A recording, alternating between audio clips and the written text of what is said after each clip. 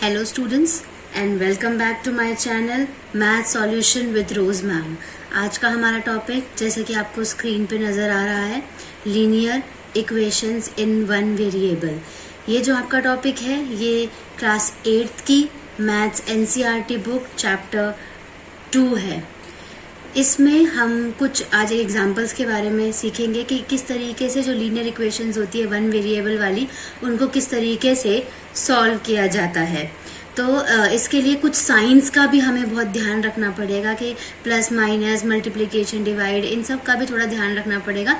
लेकिन सबसे पहले हम एक एग्जांपल लेते हैं ताकि आपको समझने में थोड़ा इजी हो जाए। जो आपकी एक्सरसाइज 2.1 है उन्हीं एक्सरसाइज में से मैंने ये क्वेश्चंस लिया है एज एन एग्जांपल आपको समझाने के लिए। तो हम सबसे फर्स्ट एग्जांपल हम लेते हैं x minus 2 is equals to 7। ये हमारी एक लीनियर इक्वेशन है जिसमें वेरिएबल जो है वो x है, वन वेरिएबल है, और ये दोनों नंबर्स जो हैं ये कांस्टेंट नंबर्स हैं।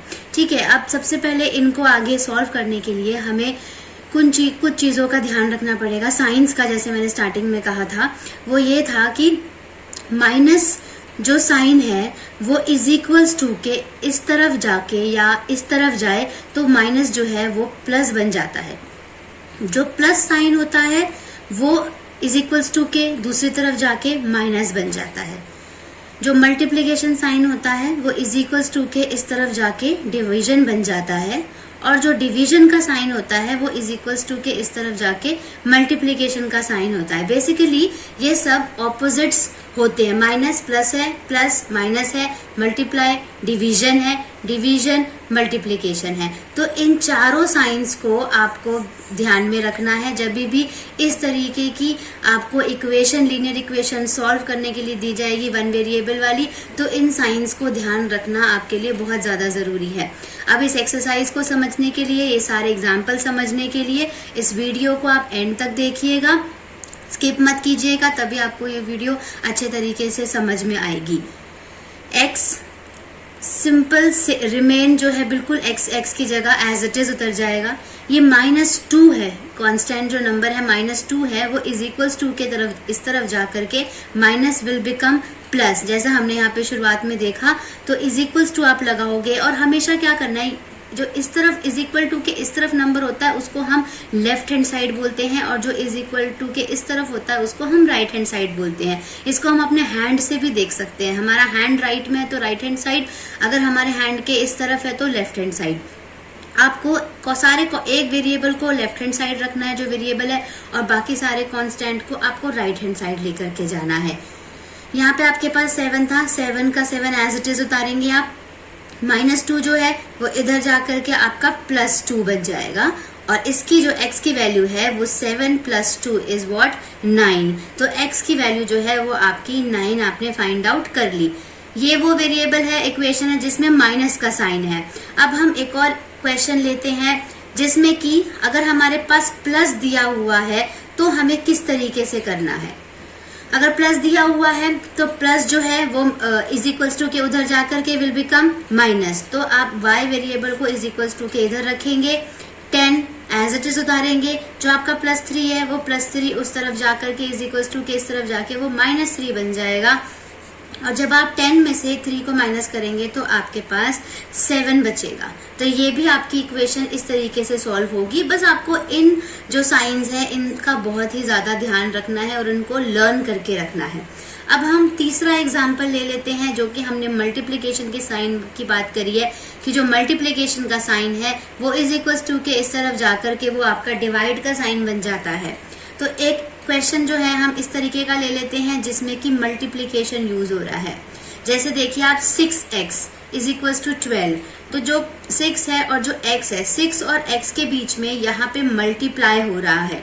अगर ये दोनों साथ में लिखे हुए होते हैं तो इनटू बोला जाता है इनको, या मल्टीप्लिकेशन का साइन होता है यहाँ पे। चाहे साइन विजिबल ना हो बट हम अज्यूम करते हैं कि ये मल्टीप्लिकेशन का साइन है। तो 6x इज इक्वल टू 12, अगर ये मल्टीप्लिकेशन है तो इज इक्वल टू के इस तरफ जाकर के क्या बनेगा, ये डिवाइड बन जाएगा। तो इसके लिए हम सिर्फ और सिर्फ वेरिएबल को लेफ्ट हैंड साइड रखेंगे और बाकी कांस्टेंट नंबर को हम राइट हैंड साइड लेकर के जाएंगे, जो कि मल्टीप्लिकेशन जो है हमारा वो डिवाइड बन जाएगा। और ये 6 जो है ये अपॉन में आ जाएगा। अब इसके बाद हम इसको रिड्यूस फॉर्म में लिखेंगे, इसको एक ही टेबल से हम कट कर सकते हैं। 6 1 जा 6 एंड 6 2 जा 12। तो x इज इक्वल्स टू आपका आ गया 2। तो x की वैल्यू आपको यहाँ पे 2 फाइंड आउट हो गई। तो अभी हमने आपने देखा माइनस वाला करा है, प्लस वाला करा है, मल्टीप्लीकेशन वाला करा है।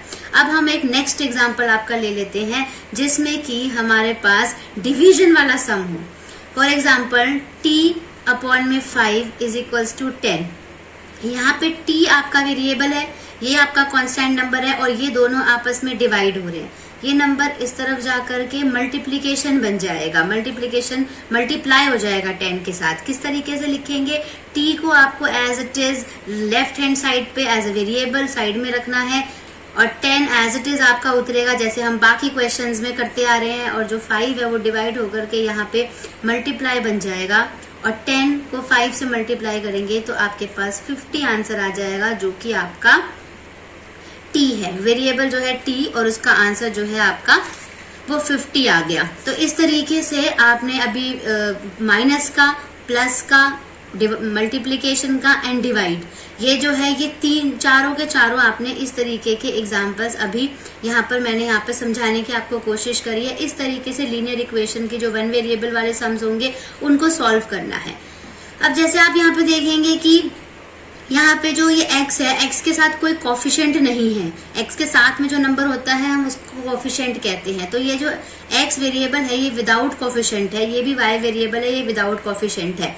तो अगर हमारे पास ये थोड़ी सिंपल इक्वेशन है, लेकिन अगर हमारे पास कोफिशिएंट वाली इक्वेशन आ जाए जिसमें हमारे पास वेरिएबल का कोफिशिएंट हो, तो हम उसको किस तरीके से करेंगे? उसमें भी सेम यही साइंस लगेंगे, इन सभी साइंस को यूज करना है। लेकिन हमें क्वेश्चन जो है वो थोड़ा सा कभी वो इस तरीके का हो जाएगा कि जैसे इसमें सिर्फ प्लस वाला फॉर्मूला लगा है कि जो सिर्फ प्लस वाला साइन है वो माइनस हो जाता है। लेकिन जब हम कोफिशिएंट, जो इसका कोफिशिएंट आ जाएगा, उसमें हमारे पास 2 फॉर्मूले लग सकते हैं। फॉर एग्जाम्पल हम यहाँ पर ले लेते हैं जो आपका 5th एग्जाम्पल है, वो अगर हमने ले लिया 14y minus 8 is equals to 13। ये आपकी ऐसी वेरिएबल है जिसमें वेरिएबल तो 1 है लेकिन इसका कोफिशिएंट भी है और ये दोनों आपके कांस्टेंट नंबर्स हैं। अब आपको क्या करना है? पहले तो सिंपल y वेरिएबल को लेफ्ट हैंड साइड ही आप रखेंगे, 13 एज इट इज आपके पास आएगा। फिर जो -8 है, ये -8 इज इक्वल्स टू के इस तरफ जाके आपका +8 बन जाएगा और ये एज इट इज आपका उतरेगा वेरिएबल 14 के साथ और 13 और 8 को आप प्लस कर दोगे जो कि आपको 21 आएगा इसका आंसर। अब आप यहाँ देखोगे कि ये वाली इक्वेशन यहाँ पर आ गई। देखिए ये जिस तरह की इक्वेशन ये है उस तरह की इक्वेशन यहाँ पर भी आ गई, जिससे कि हमें पता चल रहा है कि जो y है, y जो है वो 14 के साथ आपस में ये दोनों इनटू हो रहे हैं और मल्टीप्लाई हो रहे हैं। इसके लिए अब यहाँ पे मल्टीप्लाई हो रहे हैं तो इस तरफ जाकर के ये क्या हो जाएंगे? डिवाइड हो जाएंगे। तो y is equals to 21 upon में ये जो 14 है ये यहाँ पर आ जाएगा डिवाइड में।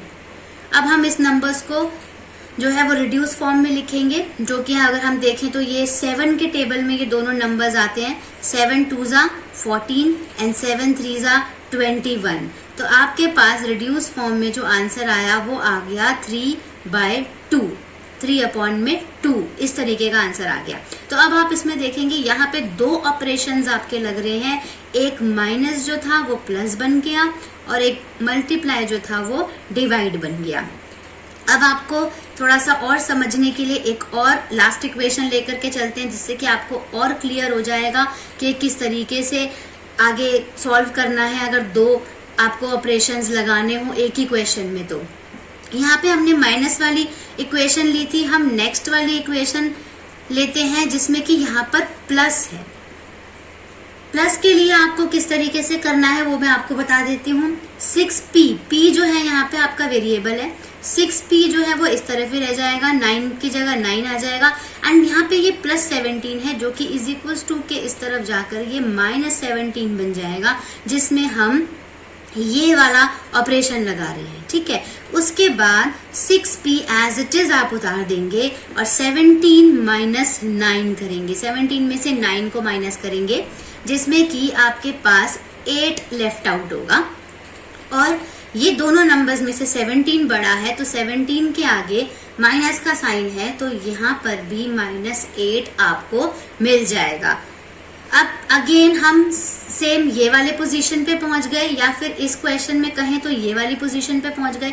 इस पोजीशन में पहुंचने के बाद हम यहाँ देख रहे हैं कि यहाँ पे मल्टीप्लाई है और यहाँ पे आके ये डिवाइड हो रहा है, तो सेम यहाँ पर ये 6 जो है वो p के साथ इंटू हो रहा है और इस तरफ आके ये यहाँ पर डिवाइड हो जाएगा, जो कि -8/6 है। अब आप इन दोनों को भी रिड्यूस फॉर्म में लिखेंगे और रिड्यूस फॉर्म में यहाँ पर इनको कट करेंगे। अब अगर आप देखना चाहें तो 8 और 6 जो है वो आपके 2 के टेबल में आता है। कब कब आता है? 2 3 6 होता है एंड 2 4 8 होता है। तो आपके पास यहाँ =2 में -4/3 आपका आंसर आ गया।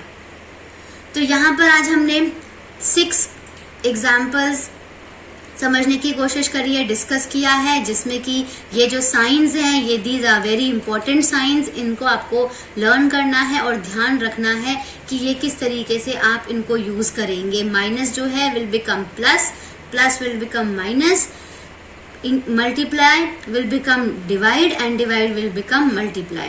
तो ये इस तरीके से यहाँ पे ये माइनस का सम था जिसमें हमने यहाँ पे प्लस किया, ये प्लस का था जिसमें हमने माइनस किया, मल्टीप्लिकेशन था जिसमें हमने डिवाइड किया और डिवाइड था जिसमें हमने मल्टीप्लाई किया, और ये दोनों इक्वेशन थी जिसमें हमने वेरिएबल के साथ अगर हमारे पास कोफिशिएंट है तो हमें उसको किस तरीके से सॉल्व करना है वो हमने समझने की कोशिश करी।